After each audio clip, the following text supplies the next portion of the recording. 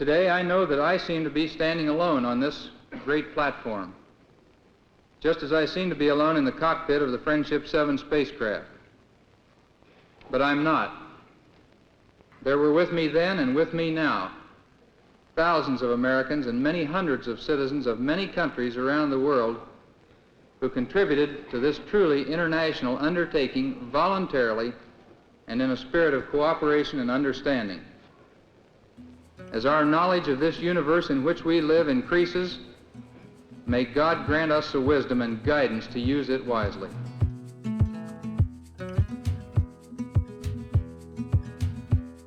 Traveling to any museum, there are countless items on display, but a lot of times they have things in their storage or in their vault that the public doesn't usually get to see. Well, today we're at the John and Annie Glenn Museum in New Concord, Ohio, where they have items in their vault that they're going to bring out for us to look at, and I'm looking forward to seeing what they have.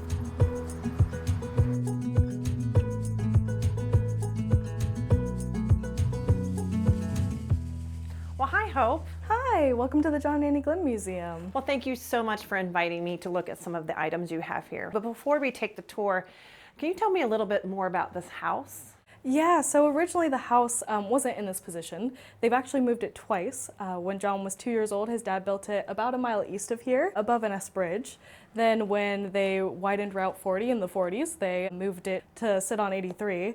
It sat there for quite a few years until we got it in 2001 to make it a museum, but it was in a residential area, so we moved it down here to make it just a little more accessible. So in the timeline of John Glenn, when did he live in this house? So he lived from 2 to 20 years old here. He enters the military after Pearl Harbor, and then you could say he lived here. I mean, it's where his parents were, and when he came home, he would be here, but they often would move around to different places, or he'd be stationed somewhere with his wife and kids. Well, can we go start the tour? Yes, of course. All right.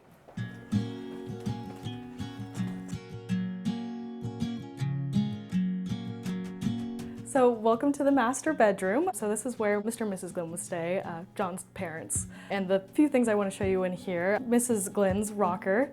She was a really great seamstress. She did a lot of sewing. And so this rocker has this nifty little compartment here that held all of her stuff. And the reason it has the knitting on there is we're set up to 44, so she's actually knitting bandages for the Fletcher Hospital over in Cambridge. She would get the thread from the Red Cross and she would knit as much as she could to keep them stocked up. Why is it so short? So this is actually really helpful. When she was hemming skirts, she wouldn't have to bend over as far to get to the bottom of them. So it put her down a little lower. It might be a little awkward to get in and out of, but it was really convenient for what she was using it for. This is her sewing bird, and it looks a little funky, but the mouth you would put your extra spare pieces of cloth in, and this part up here you'd put your pins and things, and it would just tighten onto the edge of a dresser or something. That way you're not losing those things. What a great item. Yeah. Is there anything else in here of hers? Is this pretty much what you have? Yeah, so this is all original to her, including her sewing basket there, but this is really all that's hers in this room. This is great. Do you have another place to show me? Yes, of course.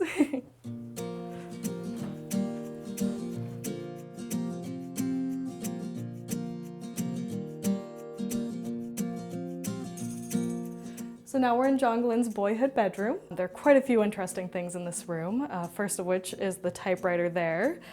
So this wouldn't have really sat in his bedroom. It was more useful down at Mr. Glenn's plumbing company. They would use it to type up the receipts and things. John did recall that the 1 didn't work, so he always had to use the lowercase l anytime someone had a 1 in their cashing out. We also have his Boyhood tricycle here. This is something he would ride in parades all the time. And actually, last time it went through a parade, it was put on a wagon and pulled down Main Street back in 2002 for the Memorial Day parade, which was also our opening day. So we got to sort of bring history out to the community that day for that. We also have this radio here, and that isn't actually John's, though he did own it for a little bit. It's Annie's. When she was a freshman in college, she got the mumps, and she was quarantined to her bedroom, and so John made sure that he saved up enough money by selling rhubarb to buy that for her, and he actually snuck it through the window to her. Well, is there anything else in this room that was John's? Yes, so there's this train set over here. The way that they did Christmas was a little bit different than we do it today. Because they didn't have a whole lot of money, what they did is they bought him the track and the starter engine one Christmas. The next Christmas he would get the next car, maybe a little bit more track, the next Christmas and so on, and they did that for quite some time. Definitely not how we do Christmas today, right? No. Well, this is a great room. I'm sure you have more to show me. Yes, I do.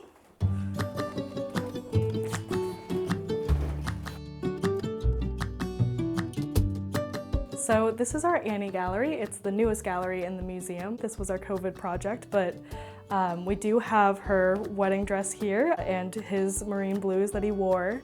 It is a pretty simple dress. Was that kind of the time? Yes, yeah, she didn't feel like she was in a position, especially during World War II, to really be extravagant with the way that she did her wedding. They actually had a ceremony in her church and then their reception was just in her parents' garden. Now, did Annie ever live in this house? No, she didn't, but we felt that it was important to honor her memory, and it was important to tell the story of Annie Glenn in the John and Annie Glenn Museum, and so we added this in for her. Yeah, she was a very important figure in his life. Mm-hmm. So do you have some items here to show us then? Yes, I do. One of them is this lovely little dish. Annie actually made it, but the change in it is, weirdly enough, John's actual pocket change. This is where he would come in and set his change every day when he came home. We also have these notes here. So Annie, she had a severe stutter. Her father did too. And when she gets old enough and feels secure enough, she goes to Hollins College of Communication and Research, and they enter her into their speech therapy program where they treat it more like a physical issue than a mental one. And so we have some of the notes that she took during this. And this one specifically talks about the different words that she tended to stutter over, words she might have to find a synonym to use. One of the first things she did once she got through that entire program is she called John, and he was just sobbing on the other end with joy because he knew how hard it had been throughout their life for them. So it really helped solve the problem to go do that? Yes, it really did. And as soon as she gets her voice, she starts using it. She goes to John's engagements for him. She goes and does speaking. They actually name an award after her for those that have communication issues, but they still continue to be in the public. That's a great story. Yeah. And I see these beautiful dishes over here. Yes, so these they got when John was not even an astronaut yet. He was in the Air Force and he was doing some test pilotry. He was on a show called Name That Tune. With Eddie Hodgins was his partner there, but they actually won. So they won $25,000. In today's money, it's $134,000 that he took home. Wow. Yes, so what he does is he buys Annie an organ for their home because she loved to play the organ. And with the leftover money, he buys her their first set of good dishes. And so that's what those are. I feel like I have a good snapshot of their life together. Do you have anything from his space career? Oh, I absolutely do. All right, let's go see it.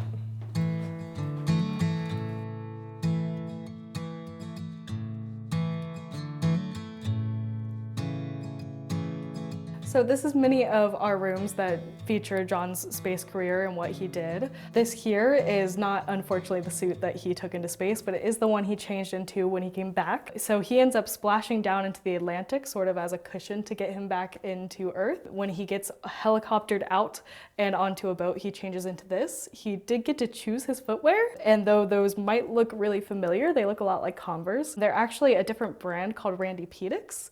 There's a very famous photo of him with his feet kicked up, and you can tell that the logo there is just a little bit off from your normal Converse or Chuck Taylors. That must have been the style of the time then. Yes, absolutely. So what's behind you right now? So this is a third size replica of his actual shuttle, and so it is a good way to sort of understand how big and how small John is in comparison to the ship he was in. How big was he?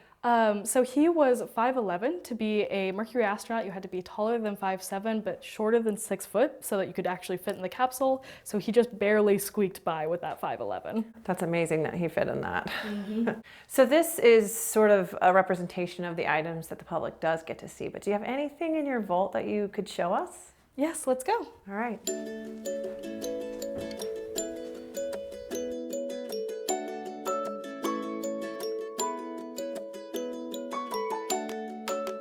So this is another gallery that deals with John and his space career. And the thing I wanted you to look at first in here are these little wires in this case. And they're really unassuming, but they were really important when it came to monitoring his vitals during all of his training and during his orbits. But to have that data be accurate, they actually had to place them in the exact same place every single time.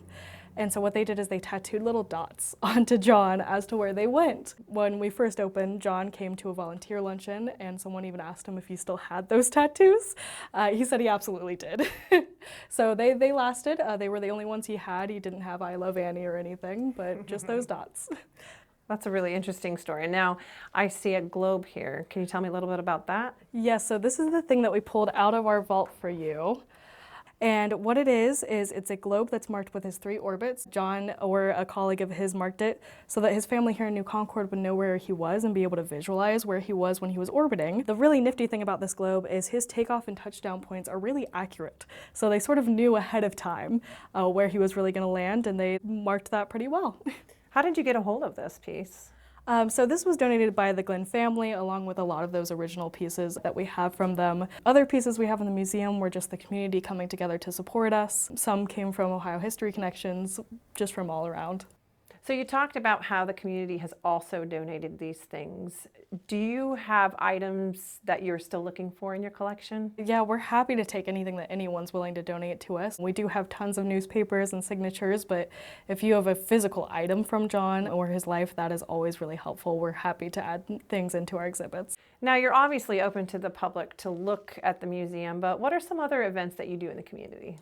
So we host space days here where we have a bunch of little kids come through and they do space activities, they get a tour of the house. It's themed every year and it's a day-long camp for them. We do walkthrough tours during most community events, so the Christmas parade or the Fireman's Festival here in town, we do events with that too.